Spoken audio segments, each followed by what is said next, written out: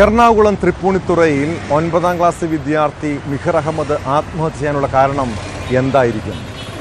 മിഹിർ ജീവനെടുക്കാനുള്ള കാരണം റാഗിംഗ് അല്ല എന്നാണ് പോലീസിൻ്റെ അന്വേഷണ റിപ്പോർട്ട്.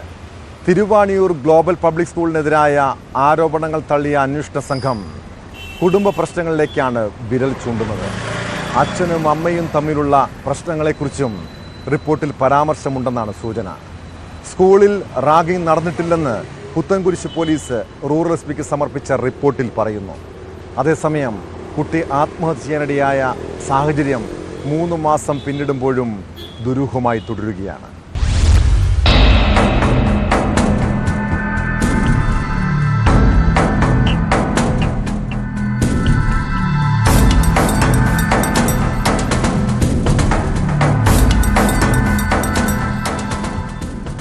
കുട്ടി മറ്റു വിദ്യാർത്ഥികളിൽ നിന്ന് ക്രൂരമായ പീഡനമാണ് ഏറ്റുവാങ്ങിയതെന്നും ക്ലോസറ്റിൽ തലതാഴ്ത്തി വെച്ച് ഫ്ലഷ് ചെയ്യുന്നതടക്കമുള്ള പീഡനം അനുഭവിച്ചിരുന്നുവെന്നും കുട്ടിയുടെ അമ്മ ആരോപിച്ചിരുന്നു.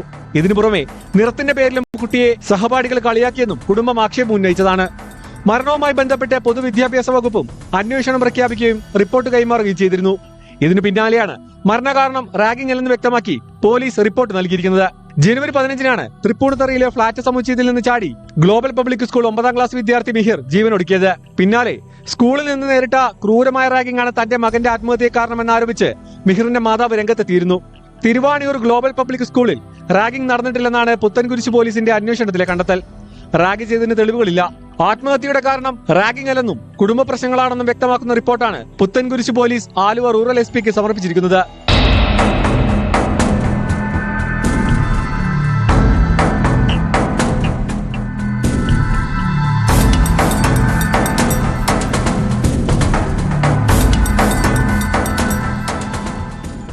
അതേസമയം മിഹിറിന്റെ മരണവുമായി ബന്ധപ്പെട്ട ദുരൂഹത ആരോപിച്ച് നേരത്തെ പിതാവ് പരാതി നൽകിയിരുന്നു.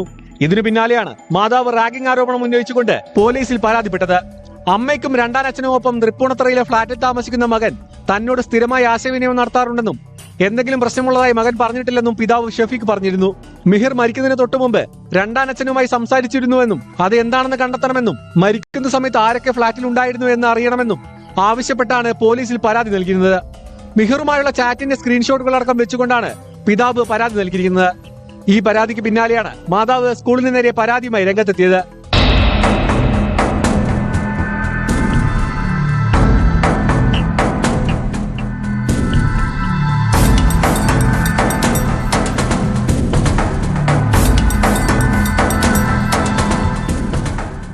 ന്യൂസ് 18 കൊച്ചി.